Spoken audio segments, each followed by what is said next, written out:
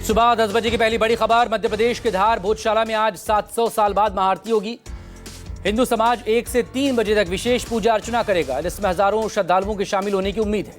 कार्यक्रम को देखते हुए पूरे शहर को छावनी में तब्दील किया गया। वहीं हाईकोर्ट के फैसले को चुनौती देते हुए मुस्लिम समाज के पक्ष की तरफ से काजी मोइनुद्दीन सुप्रीम कोर्ट पहुंचे।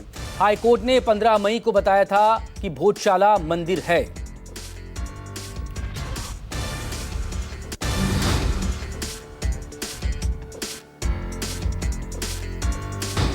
पश्चिम बंगाल के मुर्शिदाबाद में एक्शन में ईडी। वसूली रैकेट मामले में ईडी ने कई जगहों पर छापेमारी की है।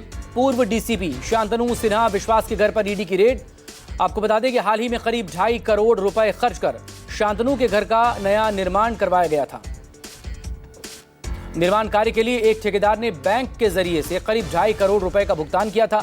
इसी वित्तीय लेन देन के आधार पर ईडी ने जांच शुरू की।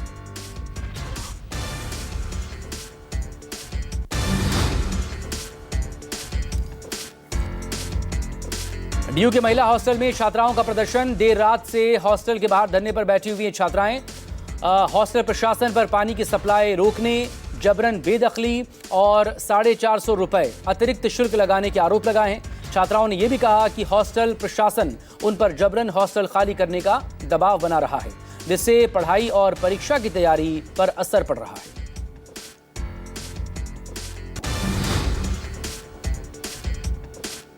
मंत्रिपरिषद की बैठक को लेकर पीएम ने अपने आधिकारिक सोशल मीडिया पर पोस्ट कर कहा इसे सार्थक और उत्पादक बताया है।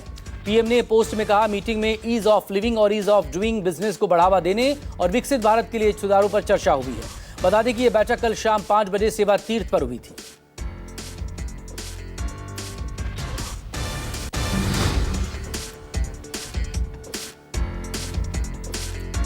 पश्चिम बंगाल के मुख्यमंत्री शुवेंदु अधिकारी ने बड़ा फैसला लिया है।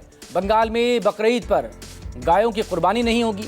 कलकत्ता हाई कोर्ट ने राज्य सरकार के आदेश को बरकरार रखा। अदालत ने इस फैसले को चुनौती देने वाली सभी याचिकाओं को खारिज कर दिया है। फैसले के बाद प्रशासन को निर्देश दिए गए हैं कि आदेश का सख्ती से पालन करवाया जाए। राज्य में सुरक्षा व्यवस्था भी बढ़ाई गई है। वहीं शुवेंदु अधिकारी शाम 4:30 बजे प्रधानमंत्री नरेंद्र मोदी से मुलाकात करेंगी।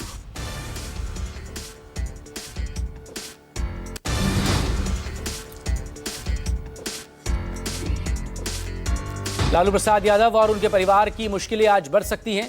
लैंड फॉर जॉब मामले में दिल्ली की राउज एवेन्यू कोर्ट में आज फैसला आ सकता है। इस केस में लालू प्रसाद यादव, राबड़ी देवी, तेजस्वी यादव समेत कई लोग आरोपी हैं। मामला रेलवे में नौकरी के बदले जमीन लेने के आरोपों से जुड़ा हुआ है। इससे पहले दिल्ली हाई कोर्ट लालू प्रसाद यादव की याचिका खारिज कर चुका है।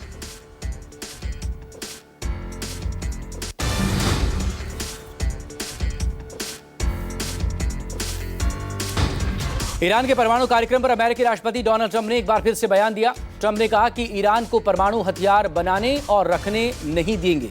ईरान के एनरिच्ड यूरेनियम को अमेरिका अपने नियंत्रण में लेकर जरूरत पड़ने पर बड़ा कदम उठाएगा। ट्रंप यही नहीं रुके, उन्होंने ये भी कहा कि होर्मुज पर टोल नहीं लगना चाहिए। होर्मुज इंटरनेशनल सी रूट खुला रहना चाहिए।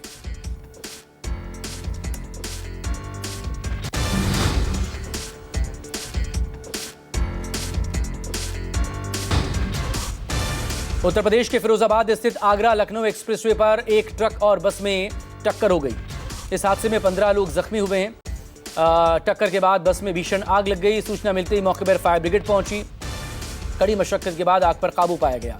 वहीं प्रशासनिक टीम ने राहत और बचाव के काम शुरू किए। जो घायल थे उन्हें अस्पताल पहुंचाया गया। हादसे में बस ड्राइवर की बस के अंदर फंसे रहने से दर्दनाक मौत हो गई। 15 अन्य जख्मी हैं जो अस्पताल में भर्ती हैं।